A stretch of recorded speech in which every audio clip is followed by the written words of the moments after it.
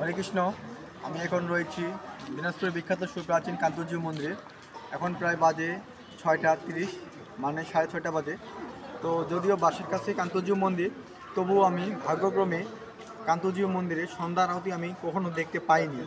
তো ভগবানের কৃপায় আশীর্বাদে আমি আজকে ভগবানের কী কৃপা অনেক দিন পরে, এই যে ছোটো থেকে আমি বড় হয়ে গেছি কান্তজি মন্দিরের পাশে বাসা, কিন্তু কোনোদিন কখনো সন্ধ্যা আরতি আমি কান্তজি মন্দিরে দেখতে পাইনি।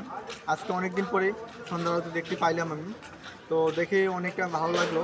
তো আমি জানি না আমার জীবনে আমি আর কান্তজি মন্দিরে সন্ধ্যা আরতি দেখতে পারবো কি পারবো না, কারণ বুঝতে পারতেছেন এখনকার জীবনের কোনো গ্যারান্টি নেই, কখন কে মৃত্যুবরণ করবে এরও কোনো গ্যারান্টি নেই।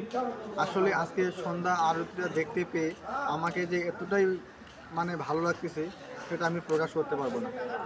তো কালকে হচ্ছে রাস পূর্ণিমা, 15ই নভেম্বর, রোজ শুক্রবার। সকলকে আপনাদের আমন্ত্রণ রইল, আপনারা সবাই আসবেন। হরে কৃষ্ণ।